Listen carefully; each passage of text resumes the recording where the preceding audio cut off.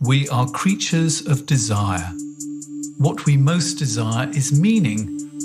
What makes us suffer most is a lack of meaning. The Meaningful Life with Andrew G. Marshall. Marital therapist, author, and communications trainer Andrew G. Marshall invites guests from all walks of life to discuss what makes life meaningful.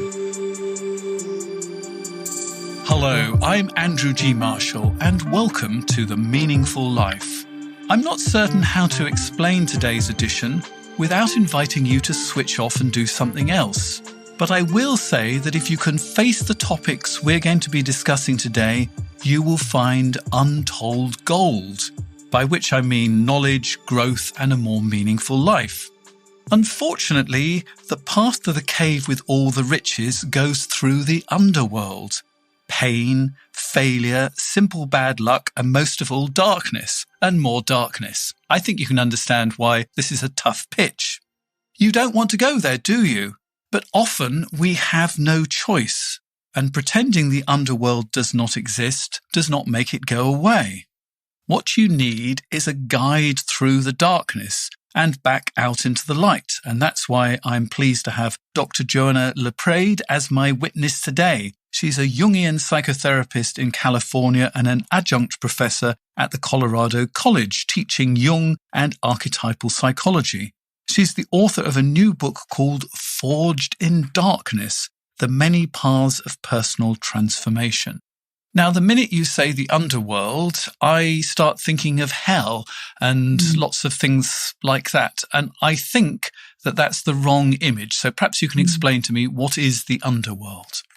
I think it's an accurate image for how people frame that space, which, your introduction really beautifully captured. And when I speak of underworld in my book, I think I would kind of divide it into two things. It's a beautiful metaphor for, that which is pain and suffering and hard in life. And, the moments of our grief, the moments we encounter violence, the moments in which we experience disorientation in ourselves, brought upon by something that isn't comfortable, that isn't in the day world, so to speak. And I think also the underworld is a really rich metaphor for the deep places within ourselves. If we are to imagine the psyche as having a topographic orientation, we can say the direction of within ourselves to the deep places, the hard places, is downward. And that motif of kind of inwardness, downwardness, tightness, darkness, I think a lot of people have a pretty intuitive sense of that space within themselves. So we're also talking about our unconscious as well, are we? Absolutely, absolutely. And, the first iteration of my book was my doctoral dissertation, which was pretty exclusive on underworld as unconscious, and that orientation in ourselves of the place in which is really hard to access and really hard to understand, that you bump into things that you don't see, and it's dark and it's confusing. And our human history and our relationship with the deep and dark places always acknowledges that it's challenging and hard to be within ourselves and in the dark places in life. But one of the things that I think us moderns have really abandoned is, yes, the deep and dark has always been scary, but we have also historically had enormous reverence for it. We have worshipped, we have paid homage, we have understood that a relationship with those places is essential to a meaningful life, that it has to be done. And most of our myths and stories talk about these figures that go into these really hard places to find what Jung calls the treasure so hard to attain, right? Something of enormous value. Which we're going to call gold today, just to cover everything.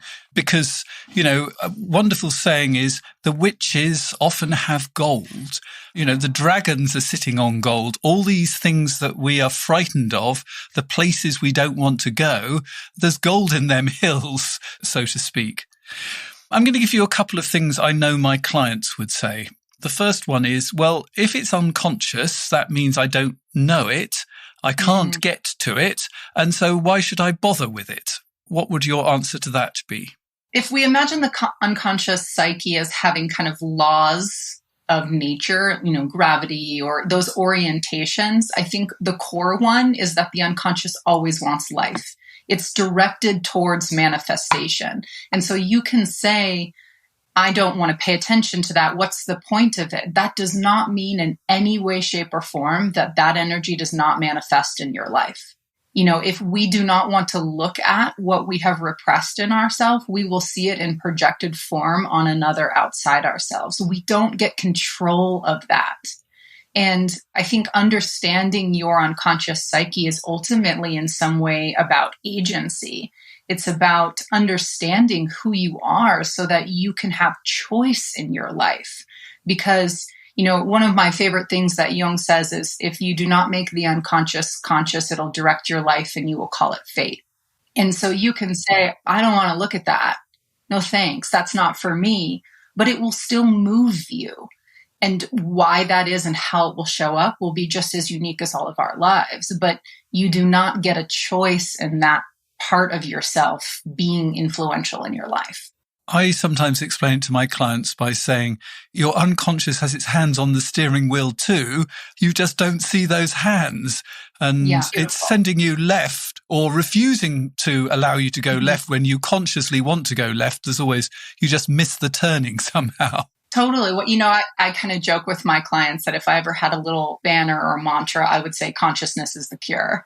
We're looking, all of us, and especially in this modern world, we want our fixes, we want our cures, we want that. We have that fantasy, and making the unconscious conscious is the answer. What that means and what you have to do with that, that's totally the journey. But if you do not know what you have to work on and chew on in yourself and what's up for you, you don't get a chance. Then that wheel is turning you off road and you're, in the ditch and you're like, wait a second, how did I get here? What was that about? And if you can see what that was about, then you have choice. Then you have the capacity to move in a different way. So pulling out of your book, a couple of other things that we can find in the underworld are the discarded parts of ourselves. What do you mean by the discarded parts of ourselves? Depending on who we are, right? Where we live, what society has shaped us, what our personal upbringing is, all of that comes together to create an image of who we think we should be and who we think we might have to be to fit in, to be loved, to be purposeful, whatever it is, right? And most people discard parts of themselves. Do you mind if we sort of use you as an example? What would be the public part of yourself and what would be the discarded parts of yourself that you've spent a lot of time and trained to get back again? I love that question because I think it's very kaleidoscopic. We all have many faces that we wear. Myself in this role in my kind of vocational path is very different than who I am with my friends and my family, and very different than who I am in my small spaces, right? And if I ever, so to speak, get to ask the question at the end of life, one of the questions that I want to ask is, why is it so hard for people to be themselves? It's a fascinating question. And I think as a therapist, it's enormous to see what people, if we think of almost the richest, the most golden, the most essential part of our beings being so risky to kind of bring into the world. I think a lot of people, and I think even myself included, have discarded parts of that potential in myself, that to risk it is so much, to feel fullness in ourselves is so much. And, and I think this is one of the reasons the descent within is so essential, because I do feel that a lot of people discard the most essential parts of themselves, and they show up in one way. And, I'm functional and I can hold a job and I speak well and I'm X, Y, and Z, but maybe that means that I have to kind of lock away the spontaneity or the lightness in me and the funniness in me, and it doesn't feel appropriate. And then the questions become, well, how do I get into that in this life so I can have balance and I can live in one way, but also the other? And if we don't have an orientation to, okay, that's uncomfortable and I don't feel like it belongs here, I've cast it aside, then we lose it, right? It sinks too far into the depths. But a lot of these things are discarded when we're children. So give me an example of something that you might have discarded as a child because, your parents didn't particularly want a child with ... Fill in the dots for me. I think this is the core of shadow, right? As we learn really young, especially in the early psyche, that we have to, maybe this is too general, but I'll make it a generational challenge as well. I think every generation has kind of a soul task. And as a millennial, I think the soul task is failure. And because I think, and this is a big journey for me, and it's a journey for a lot of my peers that I talk to about this, is growing up with kind of so much given to you. I grew up with parents. I have wonderful parents. They've loved me. They've encouraged me. They've seen a lot in me. And with that becomes this question of, do I have to go through life laying a golden egg everywhere I go? And if I don't, what does that mean? And can I do that? And in that, I think there's an enormous fear of failure. If I do something that isn't celebrated, that isn't, the children of praise parenting, which the millennial generation comes from that. What if I risk messing up? Can I still put myself out there? Can I hold that? Almost like without a recognition of failure, I don't have the digestive enzymes for it. It's enormously uncomfortable. And so what ends up happening is it stifles things, right? Can I speak here? Should I write this book? Should I try to be out in the world? What if it's not perfect? What if it's not a golden egg? What if it's just another book? Yeah, exactly. What if it's just another book? Or, and I think this feeds the imposter energy of, well, here I am with this golden egg, but it's actually just a rock that's got some gold flakes on it. And when are people gonna see that, and is it okay for me to still risk being myself, to follow my passions if it's not, the clouds open up and that beautiful light and everyone's singing and dancing every time something happens? And just as you were speaking, I could actually feel a little bit of your vulnerability came into the room. Oh, 100%. I think it's in that shadow, right? That discarded place that exists in that space because we're afraid of it, right? I don't want to admit that, is it okay that all I ever did was write a book? Or is it okay that I have a small private practice and that's meaningful and I live in a small town and I have a life that I want, but is it big enough? Is it okay enough? Am I enough?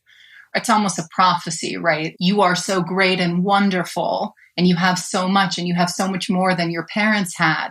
Your life has to be so wonderful. You become Oz, right? And I think a lot of my longing, and I think a lot of the longing in my generation is like, can we pull that curtain back and just be like, hey, it's me, that like wizened old man in the back. Can I be that? Is that okay? And I was just thinking, I'm from the boomer generation, the very end of it. And I think with my generation, it's, are you allowed to be different? There was a very, very clear idea of, how you had to be, sort of almost, you had to have a good job. And a good job would be a secure job. A therapist, forget about that. That's insecure. And you have to have 2.4 children and you have to wash your car at the same time as everybody else on a Sunday. I'm exaggerating a bit, but to be actually different and not want that is very shame-inducing. So maybe your generation gets anxiety. We had to have the monopoly on shame. But I think it's interesting to think about how different generations have different stuff in their underworld. And we sort of think that if we are brilliant parents, we can cast out the underworld for our children. Because your parents must have thought, if we praise them, if we tell them they're great, they will be great and life will be great and we'll cast away the underworld. Well, and I think that the casting away of darkness, it's just everywhere in our culture. And ironically, we experience so much of it. And I think, that generational task, it's like the silent generation, right? The parents of the baby boomers, they raised their children like tomatoes in the garden. It was like, I watered you. What else did you need? And then the baby boomers were like, wait a second, I needed more nourishment, but I'm told that I have to live a certain way and I have to have that white picket fence. And so they raised their children with this enormous emphasis on you can be whoever you are.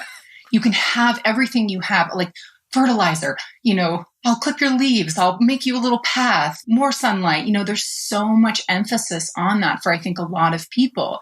So I think in my generation, it's like, oh, wow, I'm told I can do everything. I have all the choice in the world and I need to do something well. And what does that mean? And that emphasis, I think, in our culture on the burden of happiness, the burden of ease and contentment. If you ask a parent, what do you want for your child's life? A lot of them will say, I want my child to be happy. They don't say, I want my child to live meaningfully and find out who they are and be able to navigate life in an intentional way. They want ease and comfort. And I think that's an enormous problem. Yeah, my parents would always say to me, we just want you to be happy, mainly in a rather passive-aggressive way, to be perfectly honest. Yeah. Well, and I wonder, one of the things I get curious about in our culture is, we're living in this really interesting time where we're globally connected visually and auditorily and all that in an unprecedented way. We have this kind of drive to be happy. We see all the images everywhere, right? And at the same time, I think I see this a lot in the therapeutic community, is that kind of therapeutic lexicon of suffering, how to kind of accurately, clinically describe your traumas, your whatever. It's bleeding into the collective, I think, in a way that we haven't seen yet. And people are over here, right? Like the psyche is a seesaw. They're over here saying, I have to be happy. I have to be happy.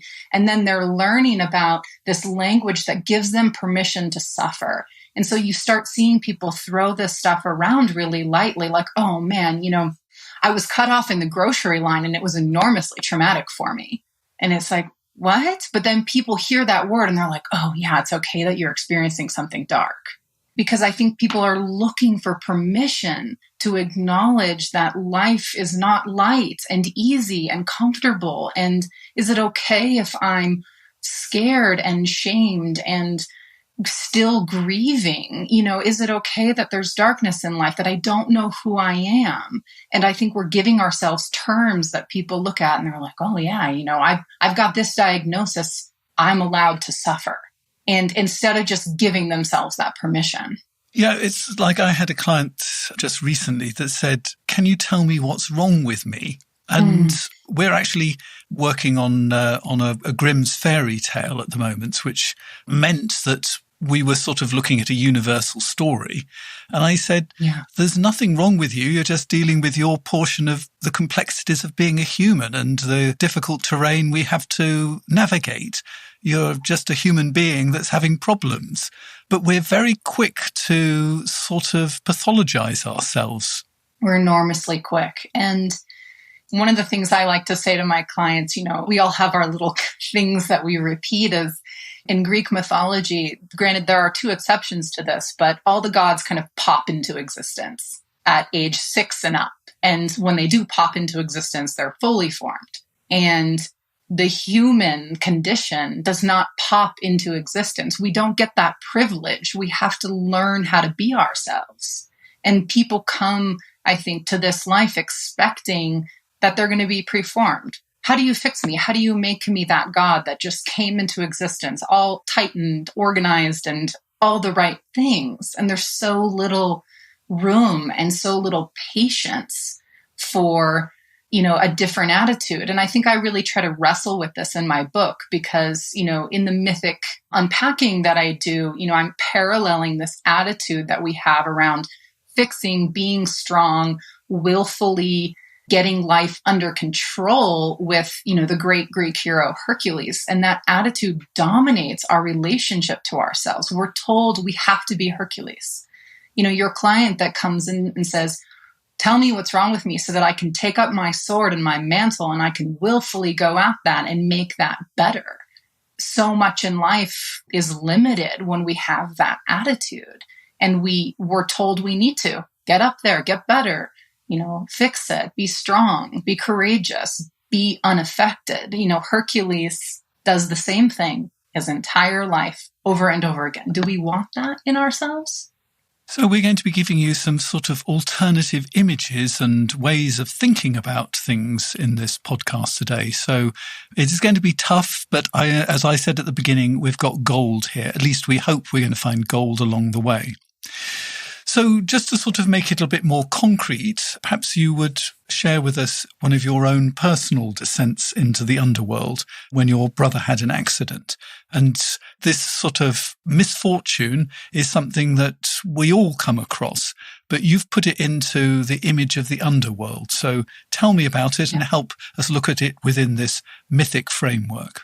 I'll start that with saying, I wrote this book because I had to. I wrote this book because when I found myself in that place, when my brother had this severe brain injury, when I found myself in that place with the lights going off, I was fully Hercules, strong, coming in there, protected, like gonna stand in front of death and be like, no, not for you. You don't get him. Like, willfully, all of that huge energy, that is such a gift, right? It's such a huge part of who we are as people, and it's a powerful gift. And I think this book comes from my own soul's journey to need to learn how to move in a different way. And when my brother had his brain injury and I was in that space trying to keep everything together and listen to the doctors and help my parents and help my sister and just being like, Rambo, there was a moment in it where I really started to realize, like, I'm missing everything that's happening here and I can't hold this sword up anymore. Or maybe it was a shield, right? Like, I can't do it. And around me in my kind of fracturing, I really started noticing this rhetoric where people would be like, be strong, be a hero, or he'll make it. He's a good person. He's a hero. And it seeded this question in me of like, what is heroism? What does that even mean? And why are we saying, yes, my brother is like he's a wonderful, beautiful person. But does that mean that he is promised a beautiful, long life? Like, absolutely not. And so it started this kind of turning in me. And, I would also make the caveat that when you are in the underworld, in those acute stages of what's going on, you probably don't get the option to be in this kind of reflective space. And that's okay. We have to be ready to digest it. And in the moment where your body's freaking out and you're in survival and you're just trying to keep your head on your shoulders, we all have to be prepped for surgery to go into surgery. It's probably not the time that will be available. And it wasn't for me by any means. So, after that kind of acute phase, and I started my master's that then led to my doctorate, this was a question that really percolated in me. Asking myself, what is heroism? And why are we told that it has to look one way? And, reading Joseph Campbell and reading, his wonderful book, Hero with 1,000 Faces, his effort in that book is the hero has 1,000 faces. We are telling the same story of human transformation in many different ways. And I got really curious about, well, why are we only telling it in one way? What happened? And this book is really that curiosity. And it's an exploration of Hercules is only one mythic figure of many that go in and out of the underworld, and who they are, what their mythic attributes are, what happens to them, how they respond, gives us an archetypal framework for imagining other ways that we can navigate that space that might be more appropriate to maybe the situation or maybe who we are. Right? That we have to get curious about how do we uniquely metabolize those spaces so that we can learn from them, so that we can endure them, because escape is not an option. You don't get to get out of it. And so what does that mean? When you can accept that, how do you have to show up? And if you're told you can only do one size shoe fits all, it's this way, I think for a lot of people, it's so overwhelming and it's so limiting, like it was for me in my journey to so determinedly need to control and fix something that I never in any way, shape, or form ever had control over. So if you weren't going to be Hercules, which mythical character did you sort of embody in the end? I think, to be honest, it was many of them. There were many different kind of moments. I think there is that plurality to the mythic world where you can kind of see different parts of yourself. Fairy tales, same way, right? It's they're all the stage that give you reflection on, the qualities, the archetypal energies within you. And I think for me, it started in really different ways. And some of the myths that I think personally resonate with me that I'm really drawn to is my favorite hero is Aeneas. He's the hero that in his mythology, he survived. He's the kind of highest ranking survivor after the fall of Troy. And he leads his people out of Troy to find a new land. And in kind of myth and history, that fine line, Aeneas is considered to be the founder of Rome as the father of Romulus and Remus. And Aeneas kind of, he's wandering around and he's told by his mother Aphrodite that he needs to go into the underworld and speak with his father Anchises, to find the answers, which is very often the kind of formula for a hero to go into the underworld. And Aeneas does something really wonderful. He immediately knows that a task like that is too great for him. And so he must find a guide. And he prays and he asks for guidance. And his mother directs him to this Apollonian temple where he meets this priestess named the Sibyl. And the Sibyl agrees to go into the underworld with him. And Aeneas demonstrates enormous reverence for these places.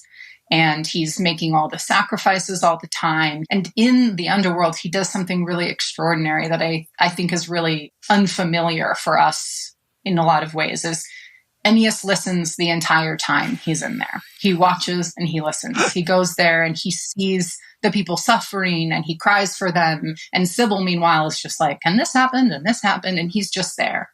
And he finally gets to his father and he tells his father why he's here, and his father starts unfolding kind of the order of the universe and what happens in the underworld, and of course his future and what he needs to do to, achieve his goal and found Rome and all this stuff. And I think for me, what I love so much about Aeneas is he reminds us that if you can listen to those deep places within you, you will learn more about those spaces than any other figure. Aeneas learns more about the underworld and the order of the universe and what will come than any mythic figure that goes into the darkness.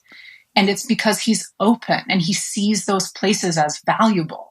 So translate Aeneas into what you actually did in the real world so we can actually see the connection between the myth and what you did in the real world. Like I was saying in the beginning, I did not respond to my brother's journey and from this place. And that, of course, seeded the curiosity in me.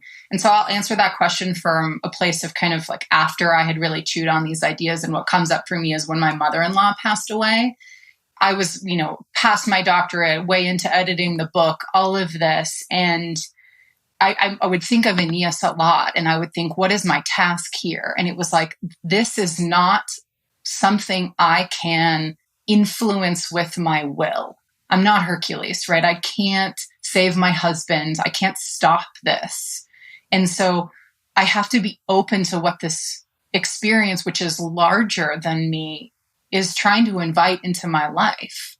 And what is this going to be meaningful for in me? I have to ask it questions. I have to listen to it, right? I have to let it wash over me. And I think what it gave me was humility, and it gave me vulnerability, and it gave me this kind of, well, this is here. And now I have to kind of bend in it. I can't be the stiff branch that breaks. I have to let this happen.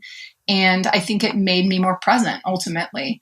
Thus, I was able to be there for my husband, who was experiencing a deeper darkness than I was as he was losing his mother, and to kind of call upon the parts of myself that could listen to this, could be patient in it and not rush it. So I assume you're able to listen to your mother-in-law as well. What did she want to say to you that maybe she couldn't have communicated to her son that you could be a conduit for? I think these types of questions get edgy and intense. And I think personally, in a literal way, my mother-in-law died of brain cancer. So while she was dying, the kind of verbal cognitive space wasn't available, which happens a lot, for that kind of anything to do with the brain. But I think on a soul level, my mother-in-law was the sun of that family. Everything orbited around her, and she took care of everything and created this incredible warmth and love that eclipsed a lot, like the giant tree, right? And nobody could kind of grow into who they were. And I've always wondered, is there a part of this kind of soul exchange that she left and everyone in her family had to wake up from it? And I think even including me, like waking up to the parts of myself that were able and willing to kind of be that great mother that eventually cripples, and showing me you're doing this too. And you have that capacity to do this too. So you need to clip your wings a little bit and let another person kind of come into their own directive. And I think that's a message that I felt really powerfully in it. So let me just sort of point up what you're saying, because that was really, really beautiful. And thank you so much for sharing that with us. That this is a very dark place, and actually seeing how on one level the giant tree is wonderful because it provides shelter for everybody and feeds the birds and everything else, but other things can't grow underneath it. And actually being able to hold that is really beautiful. To actually be able to encourage your husband to grow now the shade has disappeared is also beautiful. But we've got something even more extraordinary here, that you are aware of your own big tree potential, for want of a better word. 100%. And I think, it's like Aeneas is a world builder, right? He creates the great civilization that starts the Western world. And we all have the potential to build a world, and we do in our own ways, right? Our own little world. And I think one of the things this experience taught me was, this potential is in me. And there's even a part of me that's like, you should control everything and do everything. You can do it better than everyone, right? We all have that. You can be the best tree in the forest. You are the best tree in the forest, right? That part of ourselves, it's so honest. And I saw this life live out where she did that and she carried that. And it was too much for her being. And I think, if we imagine it forward on kind of like a soul contract level, if the trade, the sacrifice, so to speak, was, hey, this is going to wake your whole family up and help people live their own trees, right? Become stronger in themselves. And you just have to kind of give up your life. She would have signed that in a second. And maybe she did, right? I don't have answers to that, but it's enlivened everybody. And yes, so sad. Yes, terrible. Would I take it back in a heartbeat? 100%. But I don't get to. And this is the point of the Underworld journey. You don't get to. And so now what?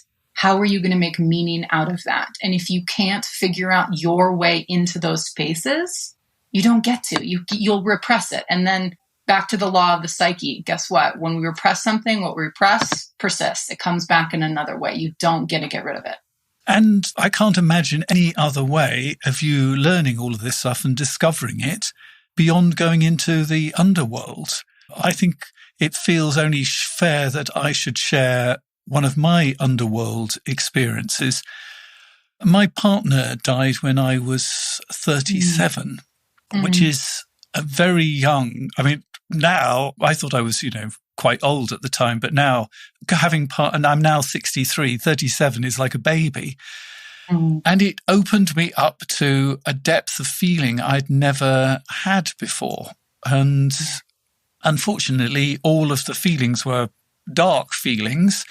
But if you've been opened up for the dark ones, actually there's a depth to the light ones as well. And, I was able to sit with much deeper material from my clients and to be able to write in a much deeper kind of way. There was gold there, but do I want the gold? But as you say, we've got no choice about this. Beyond, are we going to do it consciously or unconsciously? That's almost the only choice we've got. I could not agree more. Jung says somewhere in the Red Book, he says, I behold death because it teaches me how to live. And we can make that bigger, right? Like I behold the underworld or darkness because it teaches me how to live. And those places, those experiences are the hardest. And I'm 100% there to be corrected on this, but I have yet to meet anyone in my life that has tapped into a greater capacity in themselves even if it's a dark capacity, like your ability to empathetically guide, right? That kind of cultivation of psychopomp in you that you don't get unless you've been in those spaces. And so if anyone has expanded, stretched, become more than they ever thought possible in that sunny little daylight, let me know. I'm there for it, but I don't believe it. It's not true. So if the underworld is all about growth, why are we so frightened of it? You know, I wish I knew the answer to that. I think it is the $64 million question, isn't it? It really is. You know, we as a species, our first documented kind of archaeological efforts are burying things and worshiping the darkness. I think perhaps it's our enormous fear of the unknown and our lack of control and what we can't get. And then you shade that in dark and it's even more intense. I also think there is something to not having a meaningful relationship to it, not to prepare for it, to have this alive symbols, ways in, like I was saying earlier, our human history, we really revered the darkness. We had elaborate rituals. We had elaborate attention to it. We were familiar with it in the ways, the humble ways that we can be, and familiar with something so unknowable. But, to step into that place is to forfeit your control. And on a really psychodynamic level, the part of us, the ego is responsible for continuity of being. It's a pattern maker. And so we repeat the same things over and over again so that we get the enormous containment and privilege of saying, I feel, I think, I am, etc. But because of that pattern-making rigidity, the ego does not like change. It's a very austere part of the psyche. It wants its fortress the same. It wants its dinner party the same. And, I think the darkness, death, is the great other that part of the psyche can't wrap its head around and doesn't have control over. And so we fear it enormously because it can dethrone our fragile sense of I, and it easily does. And when we do get dethroned, right, that's when change happens. But we fight it because I think our beings are not set up for it. Yeah, I mean, I was talking to a friend about being in psychoanalysis, and he says, but, you're a sort of together kind of person. You don't need it. And here comes the kicker question. Aren't you frightened that you're going to discover something terrible that's going to sort of undo you? And that's a very common fear. That's the other one that my clients say, well, if I look deeply, I might discover something I don't want to discover. What would you say to that? I would say it's 100%. You will. That's the point, right? Like, yeah, it's scary. And you will 100% discover something you are unfamiliar that is uncomfortable in yourself. And this is where, if I were to say, if somebody were to say, like, what's the most important thing that you can do in this work? I would say it's about your attitude. If you say, what is down there? It's got its long claws and its jagged teeth and it will consume me. It will. But if you say, wow, something's down there, I might lose my footing and it might be really intense and I don't know what that'll be like, but it might be valuable for me. If you can cultivate curiosity, you have a chance of building a relationship with that part of yourself, of not being overwhelmed. I think psychologically in what we repress, it's like I said in the beginning, it wants life. Say your insecurity kind of comes to the door and knocks and it's like, hey, I'm insecure. And then you shut the door because you're like, I don't want to look at that. That insecurity is going to come knock harder. Then it's going to knock a lot harder. And then it's going to go down the street and it's going to dress up as anger and it's going to come and bang on your door. And then it's going to get its other friends that are even scarier looking. And eventually it's going to kick through your door. Or it's going to come down the chimney. Yeah. And then you have to face this enormous, overwhelming presence that at its heart was never that bad, in the sense that it never wanted to annihilate you. It wanted life. It wanted recognition. And so if we can have an attitude that says, yeah, oh man, stuff is so intense and so hard, and I don't really have a choice to be with it. So I have to try to start in small ways and I have to kind of go into it. That pressure might not build in a way that feels so apocalyptic to us. So 2 things I took away is nobody escapes the underworld. If you think you're escaping it, it'll just come running after you. And the second one is this idea of ritualizing the darkness. The way to deal with the darkness is to ritualize it. So what do you mean by that in sort of everyday stuff that not you, but I could use in my daily life? I'm sure you use it anyway, but how can I use that in my daily life? I think, the Jungian world calls this the symbolic life, right? Living in relationship to the symbols of meaning that fuel us, right? And maybe I'll back up before I jump to that. I would start answering your question by saying, you have to find your way in. My book is a self-awareness book. It's not a self-help book. It will not give you 4 ways to ritualize darkness. You have to ask yourself, what is meaningfully alive for me?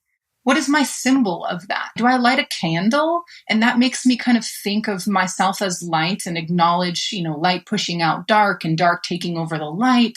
Do I journal? Do I write down my dreams and imagine them? Do I think of everybody that I love in those spaces that are gone and just kind of hold that for a second? For me, I'll be transparent. My kind of ritual of darkness is when I get small in myself, which we all do, like, the little small thoughts we have, or my husband does something that drives me insane or whatever. I think I'm going to die someday. It could be tomorrow. Like, that presence is here all the time with me. And is this important to me? And it's an enormous relativizer for me because I get stuck quickly in spaces. So like my complexes get activated and I'm like glued to the wall, like Velcro, being like, no, I will hate this, or I will be triggered, whatever it is. And that's the key for me. And for me, it's just imaginal. And sometimes I'll imagine, like if I feel really annoyed and grippy, I'll like imagine my hands as black, like dead looking, or, and it's just like, this is a part of my life. Does this matter to me? And it unsticks me like nothing I've ever had. And do I spend an enormous time in those kind of existential places? Not all the time. But you have to find your way in, and it has to be meaningfully alive. And to kind of jump to that symbolic attitude, the Jungian approach, I think in a lot of ways comes from Jung's own religious experience and him saying, I get that the sacred or the larger parts of ourselves are really, really important, but this kind of Judeo-Christian relationship that my father had, his father was a priest, it's not meaningful for me. So what is meaningful for me? And that's really where I think he discovered the unconscious in his way and his dreams of finding your alive, active symbol. If your symbol of darkness is the color black, or if your symbol of darkness is whatever it is, right? It has to be charged for you. Otherwise, it will not soak in. My way of getting into this is I think about borders, because the idea of borders, we want to have a border where we have the good things in one section and the bad things in the other section. And I live in Berlin, which is famous for having a wall down the middle where they tried to divide one part of the city from the other. Both sides thought the other side of the side was where all the badness was and they could keep all the goodness in. And when I find myself trying to divide things into good and bad, I imagine that I'm getting a border and I'm trying to shove things there. And I think, hang on, this is a pointless task. You just cannot divide things into good and bad. They just are. So I suppose that's my symbolic way of doing it. Yeah. So even just in the two of us, right? This is what's so important and so rich is if I were to say to you, hey, what you have to do is imagine your death and that will make you feel better. No. You'll be like, well, that's not my way in, right? But I'm like, no, you have to. That's the right way in. That's how you do it. That's how it's done. That's the wrong attitude. If you're like, it's weird, but I imagine peeling an orange and I just think about the layers in life and it grounds me. Great. 100%. You've done it. That's it. It's your way in. And ours are really different, and that's the whole point. Can you find your way in? The Meaningful Life with Andrew G. Marshall. Please follow us on Twitter, like us on Facebook, and visit our website, andrewgmarshall.com/podcast, where you can join our supporters club and unlock bonus material and other benefits.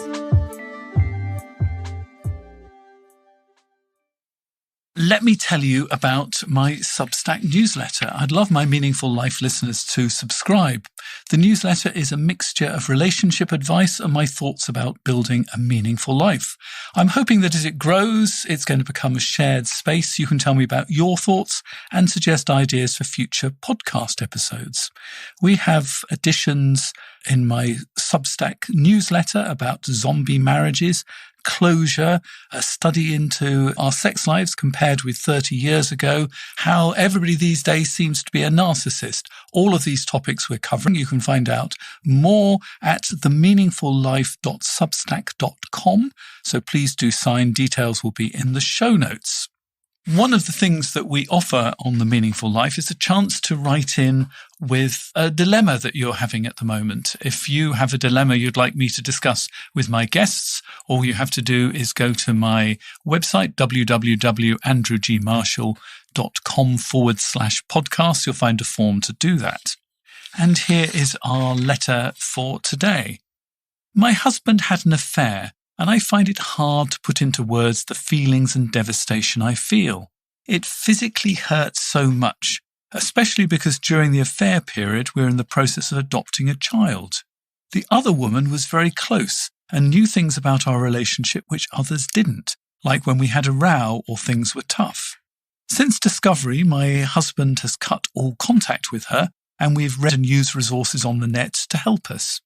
He says he loves me and wants me more than anything else, and that he made a stupid mistake, which then snowballed and he couldn't manage it. We've worked hard and talked and listened to each other, but I struggle so much with the images and thoughts in my head of them together being intimate with each other. I know I want to make our marriage and relationship work. He is my best friend, and I want to be with him. I just want to make these things go away. Now, I think an affair is definitely an example of being thrown into the underworld. Mm-hmm. So how could the image of the underworld help with this kind of dilemma? For me, the most powerful statement in that letter is, I just want to make these things go away. And you can't. It's done. It's happened. And when I did the research for this book, one of the things that really surprised me was, I was reading all of this primary material about underworld journeys. Most underworld journeys, there's an elaborate process where they get into the underworld. It's even more elaborate when they're in the underworld. And then when it's time to go up, it's like 1 or 2 sentences. It's like, and then they come up to the surface. And that fascinated me because it shows in our very, very infancy of our storytelling of self, how impatient we are with the ascent. The ascent is the hardest part. This is a wonderful example of being thrown into the underworld. I don't know how she discovered this, right? But in my imagination, it's like learning this at your kitchen table, right? Kind of hitting you like a bus, and suddenly your whole world is unraveling. And so, yeah, we want this to go away, to go back before, that kitchen table moment where the world unraveled. But we don't have that time turner. It's like I said earlier, escape isn't an option. And so how do we understand that the ascent is a process, that this doesn't just get to go away? I think that is the most important thing, that we understand that first and foremost, because we have a sort of message in our society. If I'm clever enough, if I'm talented enough, if I just find the right podcast, I will be able to do that. And the fact that you can't do it is nothing to do with you. It is the underworld, that there isn't an escape hatch in the underworld and you're just stupid because you can't find it. Totally. There is no escape hatch. Yeah. And that takes a lot of pressure off. Mm-hmm. Well, I think you're hitting the nail on the head, because the question to me, the sensibility coming out of this letter is, what's wrong with me that I'm still thinking about them together, that I'm still asking myself the question of why did this happen? And i.e., why am I still in relationship with this? What's wrong with me? Can't I remove it? And if we imagine the world in that sense, we have the day world, we have the underworld. They are a part of the same world. This part of the experience, it's not a failure. This is that Herculean attitude. It's not a failure that you found yourself in a really hard place. And it's not a failure that you're struggling to get out of it. There are a lot of questions that are probably really scary, that are underworldy in themselves to this, like, why did this affair happen? It takes more than one. to create a disconnection that someone would leave a relationship? Why do you still mull over it? What's in those questions that's touching something in you still, right? That you believe that he would leave you? What in yourself has bought that ticket? It's like, well, I'm somebody that this would happen to. I mean, and those questions might not be the right ones for this particular person. But if we are enchanted with the fantasy that we can find that escape hatch, we will miss the questions. In Arthurian legends, the Holy Grail and that kind of image of, eternal life and wholeness, it's the thing to get, right? We're all after the Holy Grail. Percival, the knight that finds the Holy Grail, when he finds it in the Fisher King's castle, and he hears that it's there, and Percival goes, and he's a young man, and he kind of comes in and he asks the Fisher King to give me the Holy Grail and tells him why he needs to. And the Fisher King's like, you're not asking the right questions.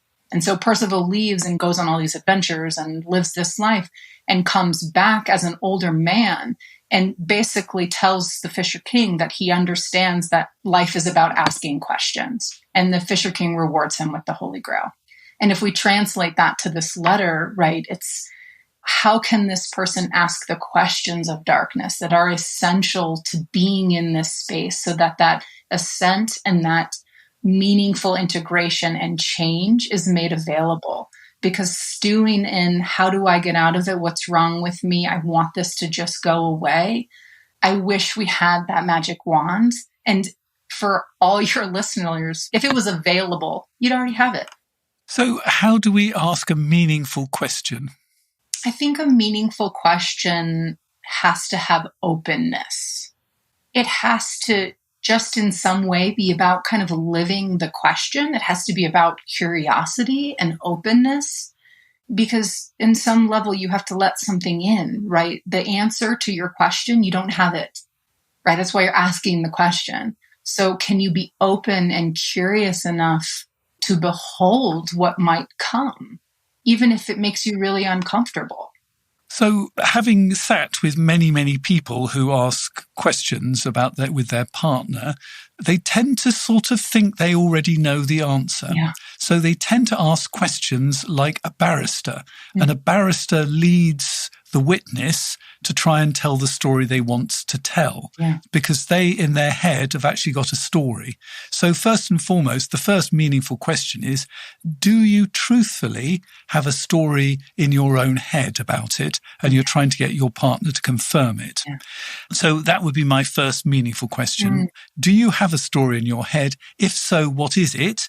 Write it down, because when you write it down, it might seem a little bit preposterous, because most people's stories, they're full of fears and they are bigger and darker than they really think they are. So that would be my first meaningful question.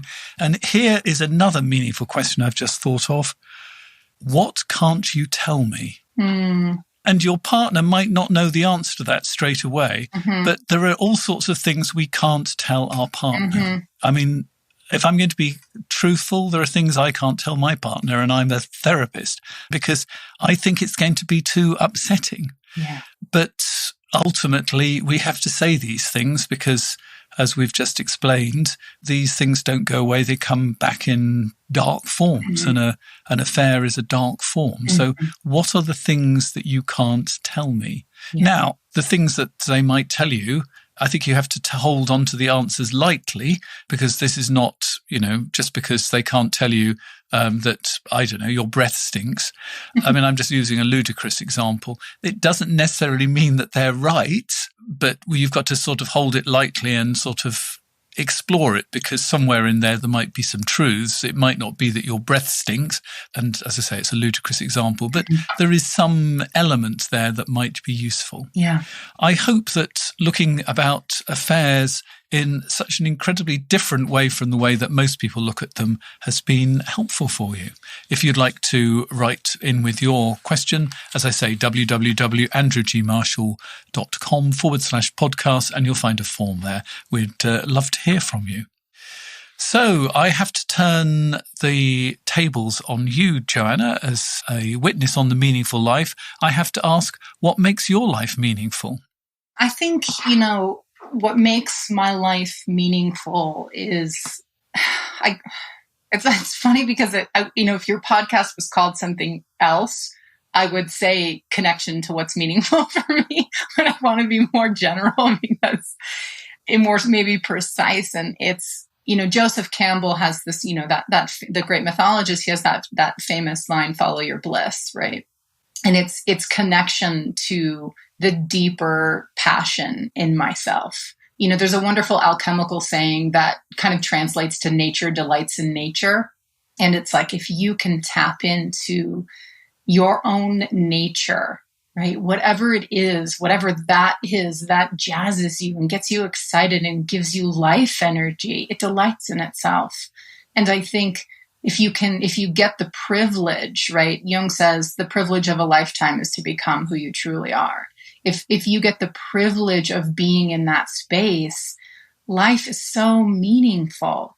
And if you can attune yourself, I think about my work as a therapist and my fascination and with, my clients always tell me, they're like, you give a great pep talk to how to suffer, that for whatever reason, I love being in these really, really heavy conversations.